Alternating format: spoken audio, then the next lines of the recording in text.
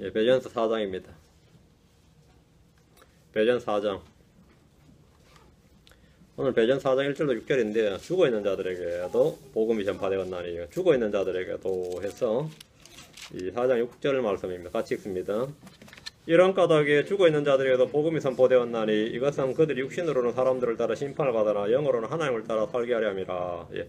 이런 까닭에, 그러니까 앞에 있는 뭐가 있겠죠. 이런 까닭에 죽어있는 자들에게도 복음이 선포되었나니. 그래서 이게 아주 논란이 또 많은 구절입니다. 죽은 자들에게도 복음이 선포되느냐, 죽은 자들에게도 복음이 선포되었냐. 그래서 여기서 죽은 자들은 실제로 죽은 자들이 아니라 영적으로 죽은 자들이 아니냐, 뭐 이런 또 해석이 이제 오늘 근본주의의 주류 해석입니다. 예. 죽은 자들에도 복음이 선포되었나는데 우리 물론 뭐 성경대로 믿는 사람들은 뭐 전혀 해당 사항이 없는 이야기고 논란도 헷갈릴 일도 없습니다. 한번 말씀을 같이 살펴보겠습니다. 오늘은 죽어있는 자들에게도 복음이 선포되었나니 이란 제목으로 말씀을 전하겠습니다. 죽어있는 자들에게도 복음이 전파되었는가? 죽어있는 자들에게도 또 한 번의 구원의 기회가 주어지는가? 죽어있는 자들에게도 복음을 전하시는 분이 있는가? 주님은 왜 죽은 자들에게도 복음을 전하셨는가? 이런 주제는 교회 내에서 논쟁이나 다툼이 있는 구절이긴 하지만 이 성경을 기록된 대로 믿는 성도들에게는 전혀 어렵지 않습니다. 우리는 언제나 그러하듯이 학자들의 해석이나 주장이나 설명을 제쳐두고 어제 본문에 기록된 말씀을 가지고 성경을 탐구하고 그 말씀이 말하는 그대로 믿도록 하겠습니다. 그리스도의 복음은 하늘과 땅과 땅 아래 모두 선포되었습니다. 이게 아주 중요합니다. 그리스도의 복음은 하늘과 땅과 땅 아래, 하늘, 땅 아래입니다. 하나님의 심판은 하늘에 있는 것들과 땅에 있는 것들과 땅 아래 있는 것들 모두를 대상으로 합니다. 하나님께서 하나님 심판이 뭐라고요?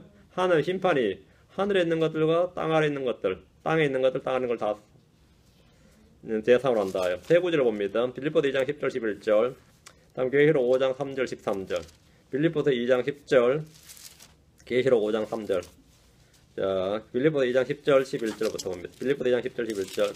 하늘에 있는 것들과 땅에 있는 것들과 땅 아래 있는 것들의 모든 무릎이 여기 세 권 이미 언더라인 되어 있을 겁니다. 하늘에 있는 것들과 땅에 있는 것들과 땅 아래 있는 것들의 모든 무릎이 예수라는 이름에 굴복하게 하시고 또 모든 혀가 예수를 주시라고 시인하여 하나님 아버지께 영광을 돌리게 하셨느니라. 성경은 세 곳에 인격적인 존재들이 있고 그들이 모두 예수를 주라 고백하고 그분의 이름 앞에 모두 굴복한다. 무릎을 꿇는다. 굴복한다고 말합니다. 세 곳에 있는 존재들이 예수를 뭐라 주라 고백해. 사람들이 예수를 주라 고백하면 뭐가 되죠? 그럼 구원받아요. 이 사람들이 예수를 주라 고백하면 그 하늘에 있는 자들도 예수를 주라 고백해야 되고 주님 앞에 무릎 꿇어야 되고 땅에 있는 사람들도 예수를 주라 고백하고 무릎 꿇어야 되고 땅 아래 있는 자들도 예수를 주라 고백하고 그분 앞에 무릎 꿇어야 된다. 지금 이렇게 돼 있죠. 예수님을 주라 고백해야 되는 존재가 지금 하늘, 땅 아래 있다 이 말입니다. 자기 혀로 예수를 주시라고 고백하고 그분의 이름 앞에 무릎을 꿇는 존재는 땅에 사는 사람이 전부가 아닙니다. 예수님은 주시다.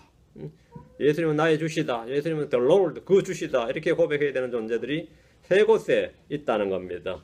성경은 하늘에 있는 것들, 땅에 있는 것들, 땅 아래 있는 것들하고 분명하게 말하고 있습니다. 우리는 가톨릭이나 몰몬교처럼 죽은 자들을 위해서 기도하거나 죽은 자를 대체해서 뭐 침례를 받거나 죽은 자를 위해 중보하거나 그런 거 하지 않습니다. 그런 건 전혀 없습니다. 계시록 5장 3절, 계시록 5장 3절, 다음에 13절, 계시록 5장 3절. 하늘에나 땅에나 땅 아래 있는 어떤 사람도 능히 그 책을 펴거나 들여다보지 못하더라. 세 곳에 있는 사람이네요. 하늘에나, 그래서 땅에나 땅 아래. 하늘, 땅 아래죠. 하늘, 땅 아래에 있는 어떤 사람이라고 분명히 기록되어 있습니다. 처소가, 플레이스가 셋입니다. 분명히 셋입니다. 13절. 또 내가 들으니 하늘과 땅 위와 땅 아래에 있는 모든 창조물과 바다에 있는 것들과 그것들 안에 있는 모든 것들이 이르되 왕좌에 앉으신 분과 어린 양께 찬송과 존귀와 영광과 권능이 영원뭉토록 있으리로다 하더라. 여기는 이번 넷이네요. 하늘과 땅과 땅 아래에 있는 창조물, 이건 이 반복된 말씀이고 거기다 더해서 바다에 있는 것들이 나옵니다. 이거는 둘째 하늘 위에 있는 바다입니다. 바다에 있는 것들이 나오는데 우리는 이들이 누구인지 이미 상세히 다루었습니다. 하늘에 있는 하나님의 전사들은 우리가 믿는 복음을 살펴보길 갈망했고 하나님의 교회를 사용하셔서 영적 존재들에게 하나님의 지혜를 알게 하셨습니다. 하늘에 있는 천사들이 예수님을 주라고 부르는 건 뭐 당연한 이야기고 당연히 무릎 꿇을 테고 또 다른 존재가 있겠죠. 하늘에 있는 것들과 할 때 예수를 주라고 불러야 되는 그런 존재가 있다고요. 있어요. 에베소 3장 10절, 베드로전서 1장 12절, 에베소 3장 10절. 이런 진리는 사실 뭐 어려운 것도 아니고 별거 아닌데 잘 안 다루기 때문에 어렵게 느껴지는 겁니다. 잘 안 다루기 때문에 생소하게 느껴지는 거고, 성경에 있는데 안 다루기 때문에 좀 이상하다, 어렵다, 생소하다 뭐 이렇게 느낄 수 있어서 어려운 내용은 아닙니다. 에베소 3장 10절. 그 목적은 그분께서 이제 교회를 사용하사 하늘의 처소들에 있는, 여기 하늘의 처소들, high places입니다. 하늘의 처소들, places죠. 하늘의 처소들에 있는 정사들과 권능들에게 하나님의 각가지 일을 알게 하려 하심이라. 여러분 보면 하늘의 처소들에 있는 이랬죠. 하늘의 처소들 했습니다. 하늘의 처소들에 있는 정사들과 권능들이란 말에 주목을 딱 하시고, 이들은 땅의 사람들이 아닙니다. 이들은 땅의 사람들이 아닙니다. 뒤에 에베소 6장 12절 가면 높은 곳들에 있는 누가 있어요? 높은 곳들에 in high places 이래 됐죠. 높은 곳들에, 높은 처소들에 누가 있다고 했어요? 정사들과 권능들과 이 세상 어둠의 시절과 높은 처소들에 있는 영적 사악함이 있다 이래 됐죠. 이들과 우리가 영적 싸움을 해야 된다. 높은 처소들에 누가 있는 존재도 있습니다. 정사들, 권능들, 이 세상 어둠의 치리자들, 맞아요? 이들은 예수를 뭐라 해야 된다고요? 주라 시인하고 무릎을 꿇어야 된다. 굴복해야 된다 이 말입니다. 하늘에 있는 것들과 할 때 하늘에 있는 것들 하면 뭐 그룹들, 스랍들, 천사들 뿐만 아니라 정사들, 권능들, 어둠에 속한 뭐래요? 치리자들, 높은 처소들의 영적 사악함들, 이들이 다 예수를 주라 부르고 무릎을 꿇어야 된다 이 말입니다. 성경을 믿지 못하는 자들에게 이런 말씀은 그냥 상징이나 비유에 불과하겠지만 기록된 그대로 믿는 성도들에게는 이것이 문자 그대로 사실들입니다. 높은 처소들에 누가 있다? 우린 다 알고 있습니다. 하늘의 처소들에 있는 정사들과 권능들이 있고, 높은 처소들에 있는 정사들, 권능들, 이 세상의 어둠의 치리자들, 영적 사악함이 있다 했습니다. 하늘엔 그룹들과 천사들도 있고 정사들과 권능들도 있습니다. 높은 처소들에는 가브리엘이 다니엘에게 올 때 하나님께서 가브리엘 다니엘에 보내셨는데 가브리엘이 21일이나 하늘에서 막혔습니다. 그를 가로막았고, 그 가로막았던 통치자가 페르시아의 통치자라고 되어 있습니다. 그리고 가브리엘이 하는 말이, 내가 페르시아의 통치자가 나를 21일이나 가로막았고 나는 페르시아의 왕들 사이에 있었노라 이랬어요. 맞아요? 다니엘 10장 봅시다. 13절. 그 페르시아의 통치자는 누구고 페르시아의 왕들은 누구예요? 페르시아의 통치자도 있고 페르시아 왕들, 당연히 지상에 있는 페르시아 통치자 페르시아 왕은 아니겠죠. 하늘에서 내려오는 중이었으니까 지상에 있는 페르시아 통치자 왕이 가브리엘을 가로막고 있을 수는 없는 거 아니에요. 가브리엘이 하늘에서 주님의 기도응답을 들고 계시를 가지고 다 내려오다가 3주간이나 막혔다는 거예요. 3주간이나.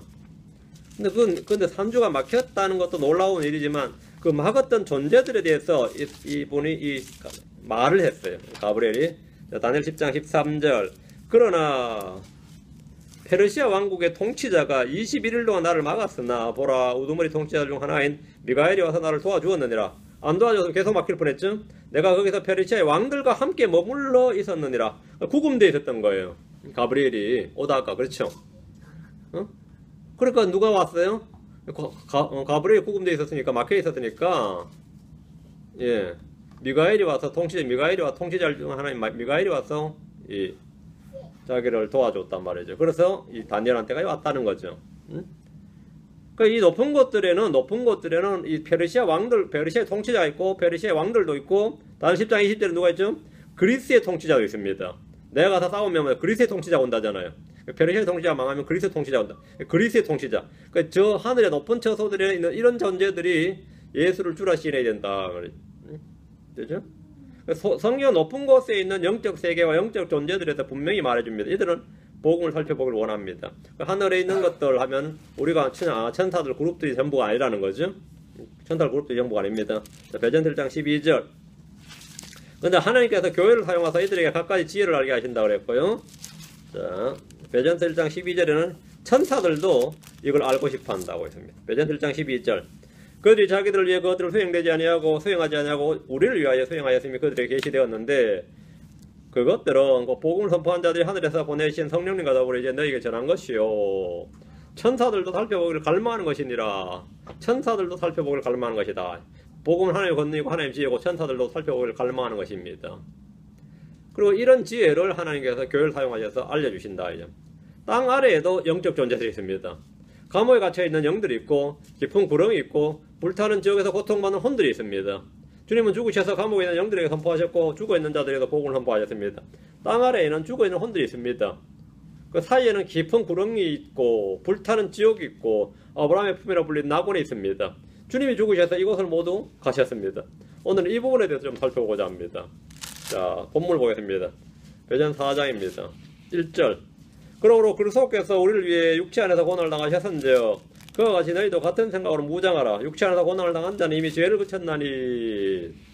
예수 그리스도께서는 우리를 위해 육체 안에서 고난을 당하셨습니다. 육체 안에서 고난을 당하셨다는 말, 육체로 죽임을 당했다 이 말입니다. 예수 그리스도는 우리를 위해 죽으셨습니다.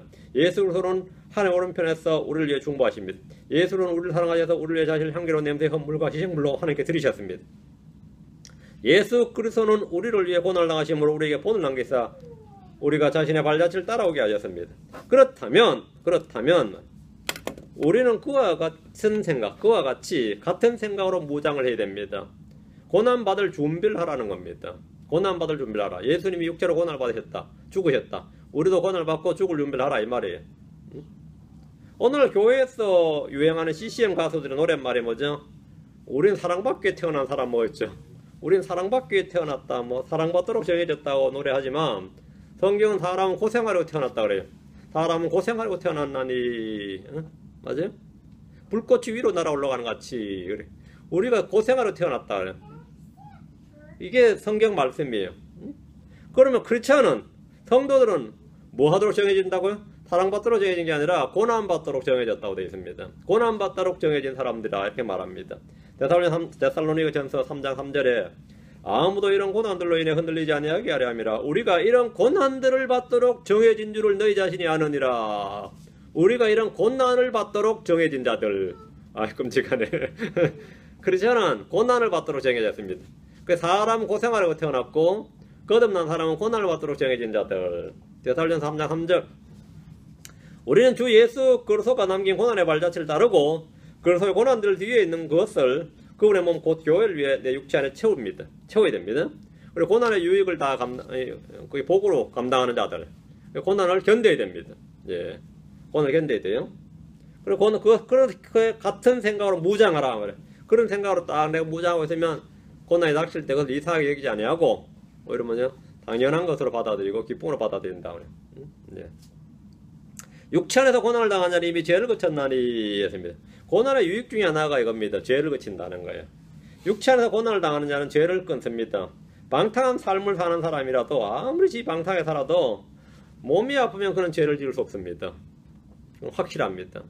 몸이 아프면 설마 입에 욕설이 붙어 있는데 말이야 질질질지만 너무 아파가지고 끙끙대는 사람은 욕도 못해요. 아파가지고 신음소리만 내지. 응? 뭘 해도 안 돼도 엄청 아파버리면 뭐 죄가 다 끊어져요. 알코올이나 마약 중독에 쩔었던 사람도 몸이 많이 아프면 그런 걸 생각할 수가 없습니다. 지금 몸이 아프면 엄청 몸이 아프면 그 생각 자체가 나질 않아요. 돈만 생기면 도박을 하고 음주가문으로 환락에 빠지는 사람도 육체 안에서 고난을 당하면 그런 죄와 다 단절됩니다. 많이들 습관대로 죄를 지으면서 끊을 수 없다고 하소연하지만 몸에 큰 병이 오거나 육체 안에 고난을 당할 때는 그런 것에서 다 자동으로 끊어집니다. 죄가 자동으로 다 끊어져요. 그게 뭐라고요? 육체 안에서 고난을 당할 때입니다. 육체 고난을 당할 때. 뭐 그때는 뭐 그런 생각이 안 나죠. 육체의 고난은 육체로 짓는 죄로부터 단절을 가져옵니다. 중환자실에 누워있는 사람은 그동안 지었던 죄들에 대한 유혹보다 후회로 가득하게 마련이고 몸이 다시 일어나면 다시 더 이상 절대로 그런 삶을 살지 않겠다는 놀라운 결심도 하게 되고 물론 뭐 일어나면 또 달라지지만 그 순간에는 말이죠. 내가 이제는 더 이상 그런 삶을 살지 않겠다는 생각이 들게 마련입니다. 육체로 고난을 당하는 것보다 더 좋은 방법이 없습니다. 그 죄를 단절하는 방법. 그거 뭐 그렇게 어려운 거 아니죠. 하나님께서 큰 질병을 한번 줘가지고 중환자실에 좀 눕혀놔 버리면 말이죠. 몇 달만 눕혀놔 버리면 웬만한 거는 다 끊어져요. 근데 다시 자신이 원해서 하는 거지. 그때는 몸이 말이죠. 막 쩌든 마약이든 쩌든 알코올이든 쩌든 니코틴이든 다 빠집니다. 다 빠져요. 그럼 희한하게도 약물 몇 달 투여해버리면 포도당을 놀려버리든지 이 성경에 나와요. 육체 안에서 고난을 당하자니 이미 죄를 그쳤나니. 육체로 고난을 당하는 것보다 죄를 끊는 더 좋은 방법이 없습니다. 감옥에 넣어놔도 편안해 보세요. 별죄를 다 짓지. 엄청 고생해 보세요. 죄가 딱 끊어지죠. 죄가 딱 끊어지죠. 이거보다 더 좋은 방법이 있다는 거예요. 성경에 따르면. 우리가 전부 다 그렇게 하고 진탕에 고생하고 뭐 중환자실에 들어 누워야 되느냐? 그건 아닙니다. 그렇지? 더 좋은 방법이 뭐죠? 그건 죽는 겁니다. 그건 죽는 거예요. 로마 6장 6절 7절에 우리가 이것을 알거냐? 우리 옛 사람이 그와 함께 십자가에 못 박힌 것은 죄의 몸을 멸하여 이제부터는 우리가 죄를 섬기지 아니하게 하려니 죽은 자는 죄로부터 해방되었느니라. 죽은 자는 죄로부터 해방되었다. 죽은 자는 죄로부터 해방되었다. 죄를 섬기지 않고 죄의 권능에 속박되지 않고 죄에서 자유를 누리며 죄와 싸우고 죄를 다스리는 성도가 되는 방법은 그리스도의 죽음 속에서 자신의 죽음을 그분과 함께 그리스도의 죽음 속에 자신의 죽음을 포함시키는 겁니다. 그리스도는 나를 위해 죽었고 나를 대신해서 죽었고 나와 함께 죽었다는 성경의 진리를 내가 마음에 깊이 새기고 믿는 겁니다. 이 믿음은 육체 안에서 고난을 받는 것보다 훨씬 더 크고 항구적인 승리를 보증해 줍니다. 그 죄에 대한 승리, 죄에 대한 단죄를 확실하게 보장해 준다는 겁니다. 베드로전서 4장 2절 그런즉 그는 육체 안에서 남은 때를 더 이상 사람들의 정욕에 따라 살지 아니하고 오직 하나님의 뜻에 따라 살아야 하리라. 이 말씀은 크리스천은 어떻게 살아야 되는가를 보여주는 말씀입니다. 이 구절은 다른 말로 하면 의인은 믿음으로 살리라 이 한마디로 요약할 수 있습니다. 갈라디아 2장 20절에 나는 지금 내가 육체 안에서 사는 삶을 나를 사랑하사 나를 위해 자신을 주신 하나님의 아들의 믿음으로 사노라 한 말씀 내놓습니다. 크리스천은 육체 안에서 남은 때를 더 이상 사람들의 정욕대로 살지 아니하고 자기 뜻대로 살지 않고 뭐라고요? 예, 나를 사랑하사 나를 위해 자신을 주신 하나님의 아들의 믿음으로 산다. 하나님의 아들의 믿음으로 산다. 그게 하나님의 뜻대로 살아야 하리라. 하나님의 뜻대로 산다는 건 뭐죠? 하나님의 아들의 믿음으로 산다는 겁니다. 성령을 따라 산다는 거예요. 그게 하나님의 뜻대로 살아야 된다는 겁니다. 예. 두 구절 봅니다. 하나님의 아들의 믿음으로 살고 내가 아닌 그리스도로 살고 자기를 위해 살지 않는 것 그것이 바로 육체에 남은 때를 하나님의 뜻대로 산다는 뜻입니다. 로마서 14장 7절 고린도서 5장 15절 로마서 14장 7절 고린도서 5장 15절 예. 우리 중에 아무도 자기를 위해 살지 아니하고 또 아무도 자기를 위해 죽지 아니하는도다. 자기를 위해 살지 아니하고 자기를 위해 죽지 아니한다. 삶의 목표와 중심이 자신이 아니라 삶의 주체가 자신이 아니라 하나님이 된 거죠. 하나님이 중심이 되고 하나님의 목표가 되고 하나님의 동기가 되고 하나님의 모든 것이 된 사람 그것이 하나님의 뜻대로 살아야 하리라는 뜻입니다. 고린도서 5장 15절 그분께서 모든 사람을 위해 죽으신 것은 그분과 예수 그리스도께서 말입니다. 살아있는 자들이 이제부터는 자기들 위해 살지 아니하고 오직 자기들 위해 죽었다가 다시 일어나신 분을 위하여 살게 하려 함이니라. 자기를 위해 살지 아니하고 자기를 위해 죽었다가 다시 일어나신 분을 사는 것이 하나님의 뜻대로 사는 겁니다. 모든 사람이 구원을 받고 진리의 지식이 이런 것이 하나님의 뜻입니다. 하나님의 뜻대로 산다는 것이 어떤 것이냐면 하나님의 뜻을 아는 거죠. 하나님의 뜻은 이런 것이다. 모든 사람이 구원을 받고 진리의 지식이 이런 것이다. 모든 사람이 회개하고 아무도 멸망치 않는 것이 하나님의 뜻입니다. 성경에 기록된 하나님의 명령들을 지키고 그 하나님의 말씀대로 사는 것이 하나님의 뜻입니다. 모든 일 가운데서 감사하는 것은 하나님의 뜻입니다. 음행을 삼가하고 거룩히 자신을 구별하는 것은 하나님의 뜻입니다. 잘 행하다가 고난을 받는 것도 하나님의 뜻입니다. 죄를 지었으면 자백하고 회개하는 것이 하나님의 뜻입니다. 하나님의 뜻은 고난도의 어려운 난해 구절들이 아닙니다. 하나님의 뜻은 나는 하나님 뜻을 사용하고 싶은데 몰라서 못하겠다는 이런 크리스천들이 꽤 많이 있죠. 하나님의 뜻을 몰라서 못하겠다. 그건 말이 안 된다 이거예요. 어떤 애들은 하나님 뜻대로 사는 것이 어떤 것인지 잘 모르겠다. 잘 몰라서 고민이다 이렇게 말합니다. 하나님의 뜻을 모른다는 것은 고의적 무지 외의 아무것도 아닙니다. 하나님은 사람의 양심과 생각 속에 또 성경 기록들에 하나님의 뜻을 계시해 두셨습니다. 크리스천이 된 후에 하나님과 사람들을 향해 순수하고 선한 양심을 따라 거리낌없이 행하는 것 그것이 하나님의 뜻입니다. 양심을 거슬러 행한다면 지금 하나님의 뜻을 거슬러 행하는 겁니다. 여러분이 아는 성경 지식이나 성경 상식 그 말씀 속에서 확인해서 그대로 행하는 것 그것이 하나님의 뜻입니다. 내가 아는 대로 행하는 거예요. 그것이 하나님의 뜻이에요. 거짓말하지 말라든지 탐내지 말라든지 비난하지 말라 이런 것은 기본적인 성경 지식인데다가 사람의 마음속에 기록된 양심과 생각 속에 기록된 법인 본성의 법입니다. 그대로 따라 행하는 것이 뭐라고요? 그게 하나님의 뜻을 행하는 거예요. 별거 없습니다. 하나님의 은혜는 우리를 이 현 세상에서 맑은 정신을 가지고 의롭게 하나님의 뜻대로 살도록 가르쳐 줍니다. 하나님의 뜻은 우리가 잘 행함으로 어리석은 자들의 무식한 말을 잠잠하게 하는 겁니다. 하나님의 뜻은 우리가 잘 행함으로 고난을 받는 겁니다. 남은 때로 오직 하나님의 뜻에 따라 산다는 것은 선을 행함으로 고난을 받으며 산다는 겁니다. 이런 모순적인 삶을 살아야 되느냐 싶은데 그렇게 사는 것이 하나님의 뜻대로 사는 겁니다. 잘 행하다가 지치지 말지니라. 선을 행하다가 뭐라고요? 고난을 받을 때 비난하지 마라. 맞대어 욕하지 말고 맞상대하지 말고 뭐라고요? 잘 견디고 참고 견디는 것이 하나님 뜻이다 이거예요. 그래서 어리석은 자의 무시한 말을 잠잠하게 하는 건 하나님 뜻입니다. 잘 행하다가 고난을 받는 것이, 고난 안 받는 게 하나님 뜻이 아니라 잘 행하다가 고난 받는 게 하나님 뜻이에요. 내가 막 성경 이렇게 가르치고 뭐 말씀 전하는데 누가 나에 대해서 계속 거짓되이 비난하고 욕설하고 모함하고 깎아내려가면 기분 엄청 나쁘죠. 그것도 뭐 같은 교회 목사라든지 뭐 같은 동료로 생겼던 목사라든지 뭐 한땐 동지로 생겼던 사람이 막 뒤에서 막 험담하고 백파이팅하면 듣는 사람 엄청 기분 나빠요. 저도 기분 엄청 나쁘던데. 그럴 때 받기도 하는데 그럼 그게 사실이었으면 좋겠느냐 주님 그런단 말이죠. 어떻게 생각하세요? 나 이번 딱 그 음성을 들었어요. 어떤 분이 엄청 욕을 대고 씹어대는데 주님 이거 그것도 좀 이름 있는 좀 한 사람이 막 엄청 씹어대고 욕해대고 거짓말 막 하는데 야 인간의 이바닥을 이번에 봅니다. 어떻게 좀 처리했으면 좋겠는지 지혜를 구하고 있는데 거짓말 하는 게 좋지. 그럼 그 사람이 참말하면 좋겠냐. 그 말 딱 마음이 그렇지 거짓말 해야지. 거짓으로 욕을 먹어야지. 그게 내가 좋은 거지. 그게 다 참이어서 어떻게 되죠? 내가 해결해야지. 어떻게 돼? 내가 가서 사과하고 해결해야지. 어? 거짓말이면 어떻게 해야 되죠? 참아야죠. 그 사람이 거짓말로 나한테 그렇게 하는 건 내가 어떻게 한다고요? 참고 용서해야 되고 참말로 그 사람이 그렇게 말하면 뭐 해야 되죠? 100배 사죄해야지. 하나님께 회개하고 사람한테 그거 안 해도 된다는 게 얼마나 다행한 일이에요. 응? 거짓말로 비난하고 욕하면 좋지. 그래 나중에 하나님 앞에 뭐 할 말도 있고 상급도 쌓이는 거 그런 거죠. 잘 행하다가 선행으로 고난을 받는 거 비난 거짓 이건 좋은 거지 나쁜 게 아닙니다. 그게 오히려 사실이었을 때가 문제지. 안 그래요?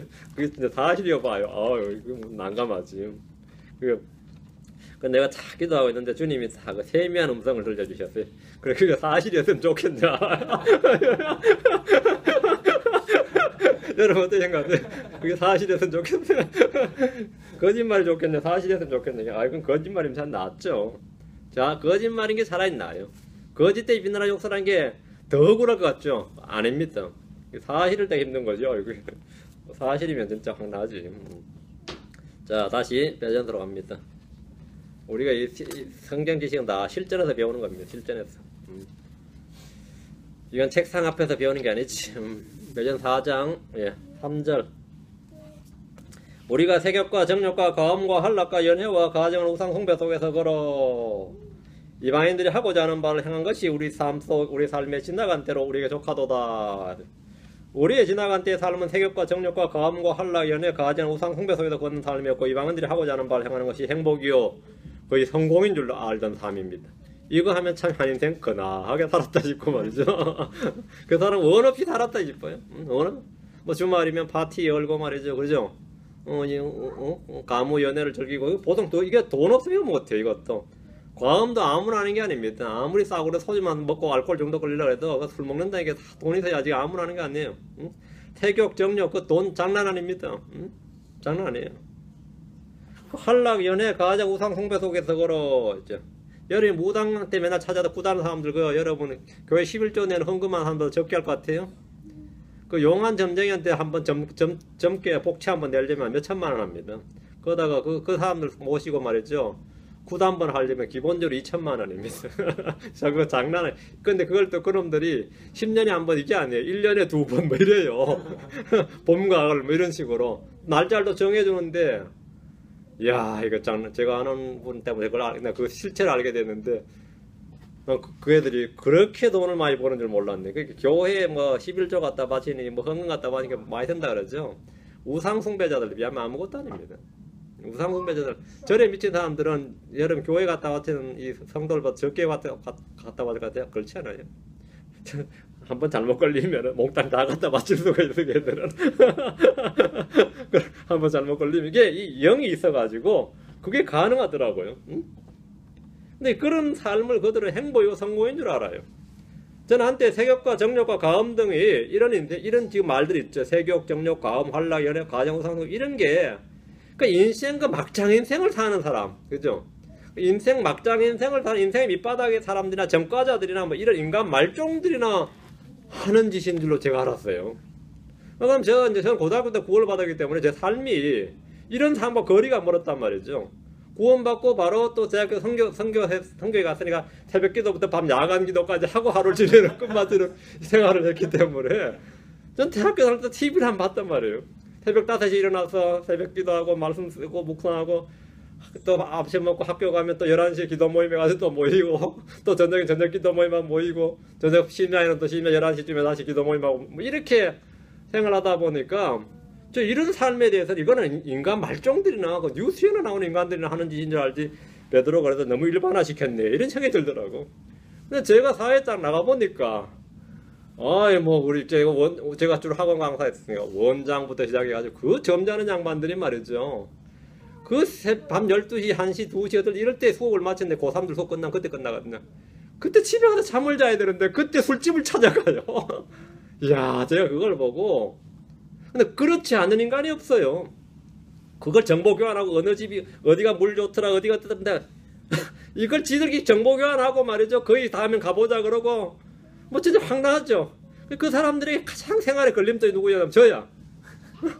내가 하나 딱 끼어 있는 게 자기들 삶에 너무나 이게 껄끄럽고 막 지뢰밟는 느낌인 거죠.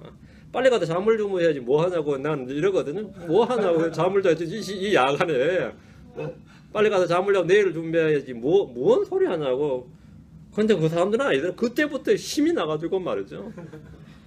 근데 또 곳곳에 알아요. 곳곳에 사이사이 알아가지고. 그냥 그 인생의 밑바닥 인생들만 하는 게 아니더라 이거죠. 진짜 멀쩡한 사람들 말이죠. 참 점잖은 사람들 돈도 잘 벌고 학식도 있고 그렇게 또 열심히 생활하는 사람들. 뭐 위로부터 고위 공무이든 정치이든 뭐 학자든 심지어 예술가든 뭐 교수든 심지어 학교 교사든 그 상관없죠. 고상한치 않은 사람이든 심지어 종교인조차도 이건 모두 은밀히 추구하는 삶이었습니다.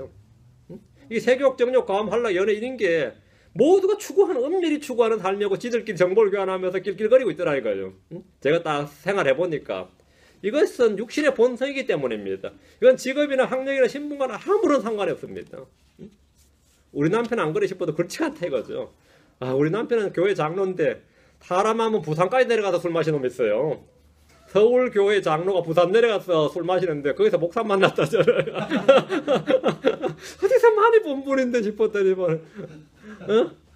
이 스트레스 풀로 그냥 내려왔다 이거예요. 그 서울서는 바다에 좁아서 걸릴까봐 부산 내려왔다 이거죠.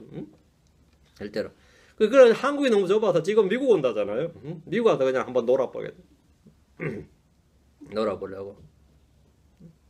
그 LA 공에서 바로 그냥 택시 타고 어디로 가자 그러더라고요.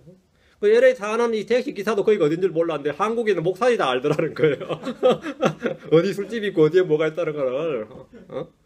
이 택시 기사도 몰랐다 이거예요.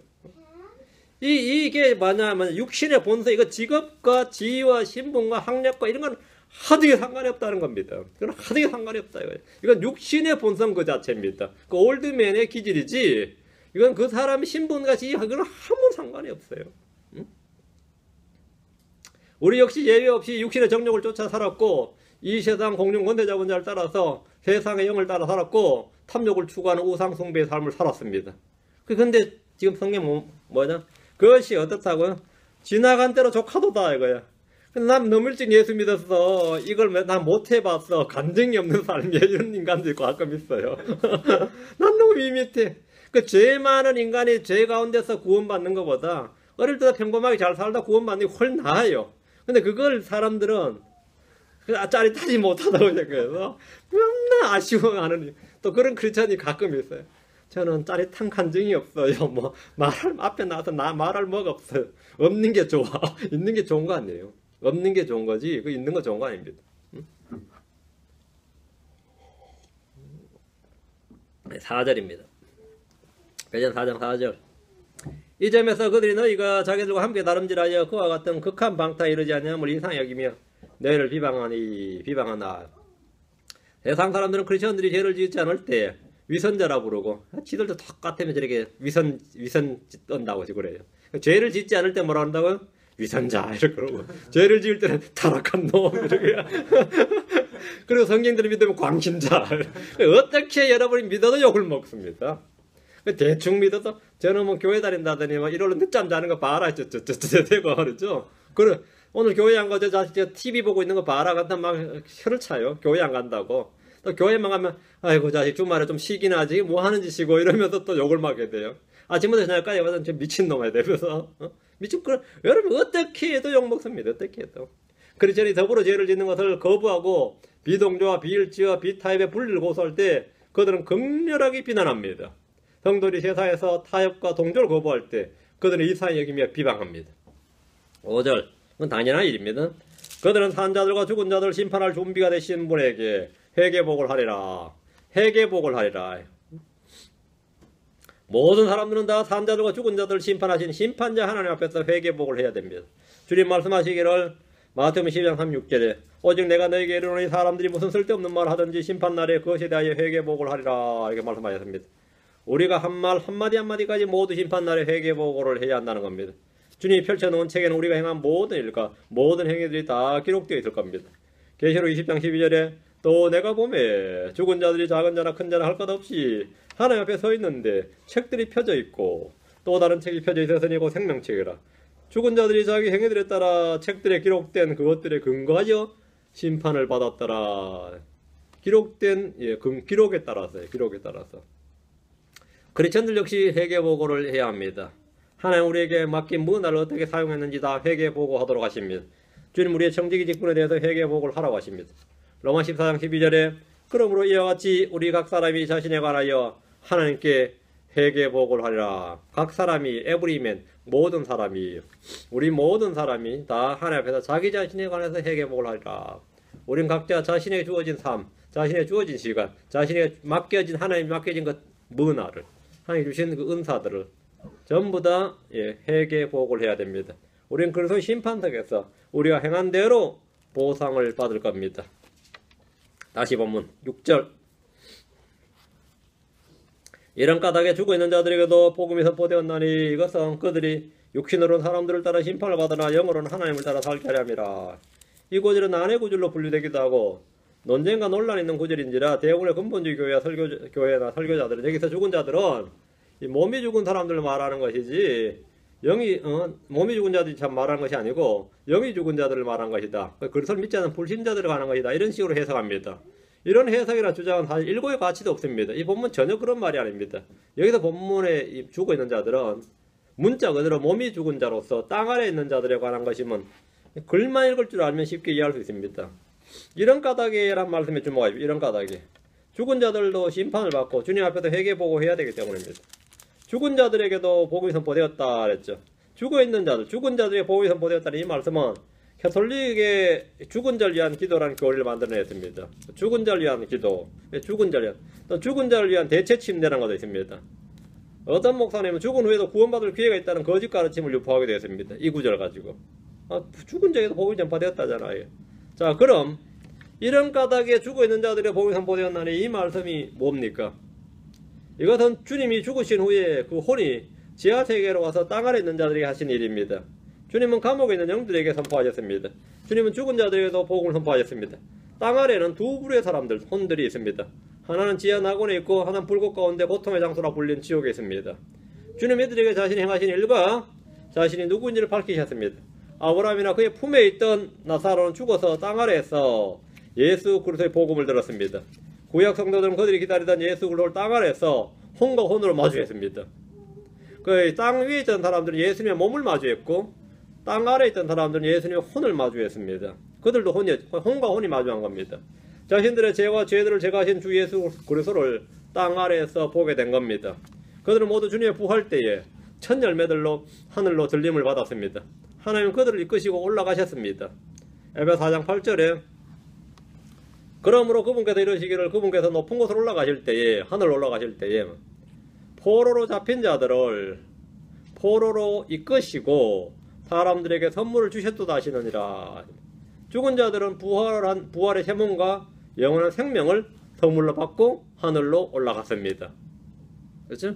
하나님은 땅 아래 있던 그들의 혼들을 받으셨죠. 하나님께서 선물을 예수 그리스도로 말미암아 사람들은 하나님께 선물을 받은 겁니다. 구약에는 이걸 받으셨도다 이래 됐고 신약에는 주셨도다 이래 됐습니다. 둘 다 맞습니다. 모순 아닙니다. 땅 아래 지옥에 있던 혼들 역시 주님을 만났습니다. 그들도 주님을 만났어요. 그들은 불꽃 가운데 고통받으면서 심판대까지 고통을 받아야 한다는 사실과 복음을 듣고도 믿지 않은 자들 역시 다 이곳 지옥으로 온다는 사실을 분명하게 들었습니다. 너희들만 이곳에 있는 게 아니라 앞으로도 이곳에 계속 오는데 그들은 땅에서 뭐라고요? 복음을 듣고도 믿지 않았던 자들이다. 이거죠. 땅 아래에 있는 자들은 자신들이 왜 불꽃 가운데 고통받는지 분명히 들었습니다. 그들도 다 지옥에 있는 부자들처럼 주님께 땅에 있는 우리 친척들, 친구들 여기 오지 않게 해달라고 아마 기도했을 겁니다. 주님께 구했을지 모릅니다. 그럼 주님이 뭐라 그랬어요? 그들은 복음 전파자들이 있다 이거예요. 그들은 복음을 전하는 교회가 있고 복음 선포자들 그들의 말을 들을지니라 이거예요. 이 땅 위에 있는 사람들이 육신으로 살아계신 예수를 보았듯이 땅 아래에 있던 혼들은 죽어서 혼으로 오신 예수를 만났습니다. 주님은 그들에게 다 복음을 전했습니다. 이들은 구원받기 위해서 복음을 전한 것이 아니라 이들을 구원하기 위해서 복음을 전한 것이 아니라 심판받을 때 회개 보고를 하도록 복음을 전했습니다. 회개 보고를 하도록. 이런 까닭에 이 말 뭐죠? 회개 보고를 하도록 이 말입니다. 주님께서 죽은 자들의 복음을 전한 또 하나의 목적이 있습니다. 예. 6절. 이것은 그들이 육신으로 사람들을 따라 심판을 받으나 영으로 하나님을 따라 살게 하려 함이니라. 중요한 구절입니다. 이것은 주님께서 복음을 전한 것은 말이에요. 그들이 육신으로는 사람들을 따라 심판을 받으라. 여러분 노아든 아브라함이든 이삭이든 야곱이든 요셉이든 누구나 관계없이 다윗이든 말이죠. 육신으로는 다 사람들을 따라 심판을 받았습니다. 그 뭐냐? 어느 불신자나 마찬가지로 다 죽어서 죄의 몸 사마의 몸대로 죽어 묻혔다 이 말이에요. 그게 죄에 대한 심판이 뭐죠? 너는 흙이니 흙으로 돌아갈지니라 이거죠. 그 심판을 받았다고요. 영으로는 하나님을 따라 살게 하려 함이니라. 그럼 뭐 이건 뭐죠? 예, 주님과 더불어 부활한다는 말입니다. 구약의 어떤 의인이라 할지라도 그들이 육신으로는 사람을 따라 심판을 받습니다.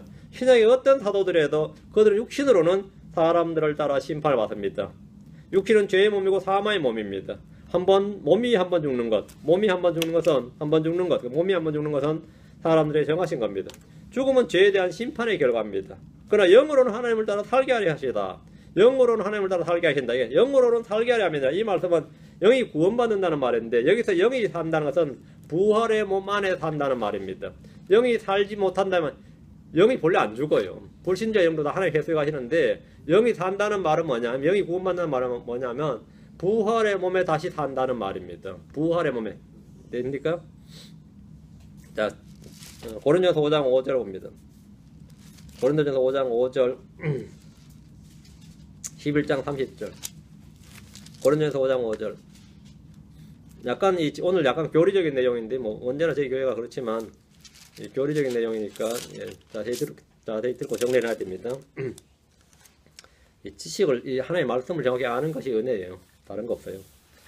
고린도전서 5장 5절 범죄한 성도들 중에서 징계와 심판으로 몸이 죽임을 당하지만 영이 구원받았다는 말씀이 여기 나옵니다. 고린도전서 5장 5절 그런 자를 할 때 뭐냐면 교회 내에 음행을 저지른 자들 뭐 심지어 자기 아버지 첩과 동침한 자 이런 사람들이에요.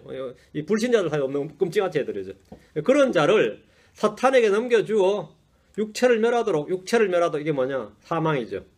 육체를 멸하도록 판단하였으니 이것은 영이 주 예수님의 날에 구원받게 하랍니다. 육체는 죽고 영은 뭐라고요? 구원받는다죠. 언제? 주 예수의 날에. 주 예수의 날이 언제냐? 부활이죠.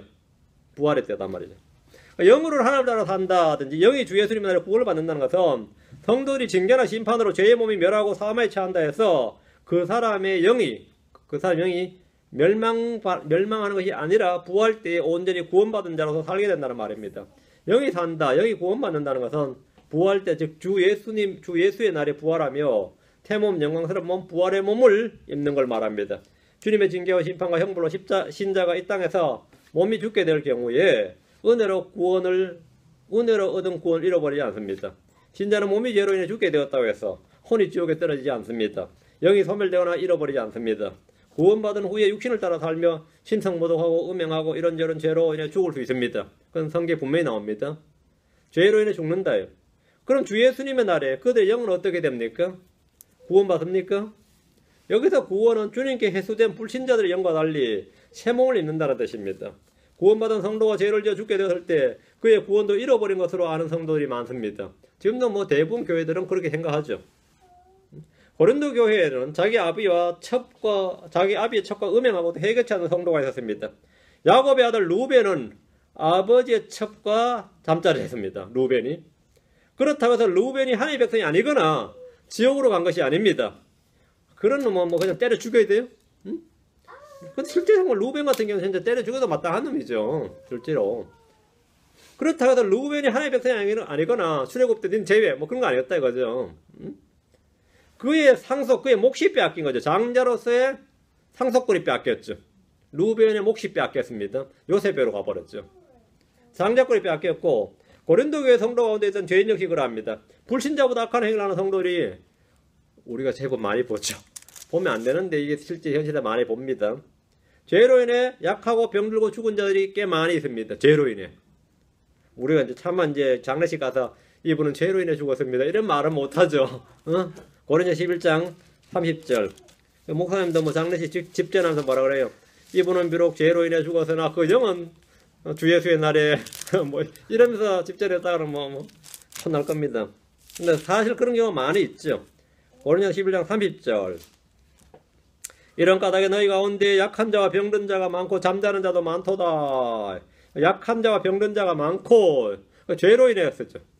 잠든 자도 많다. 이 잠든 자는 죽었단 말입니다. 이렇게 죽은 성도들의 영은 주 예수님 날에 어떻게 됩니까?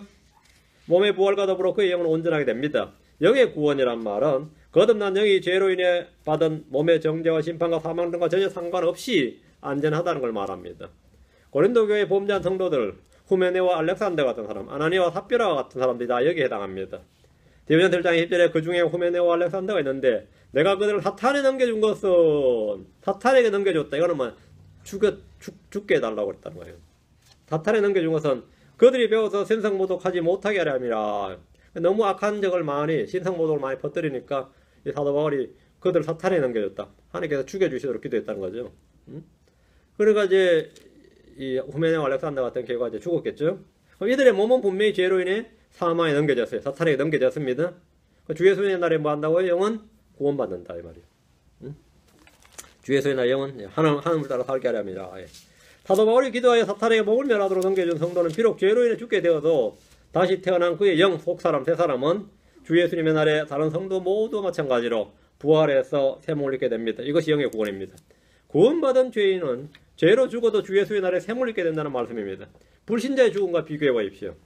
불신자들의 몸이 죽을 경우에 그의 영은 하나님께로 돌아갑니다.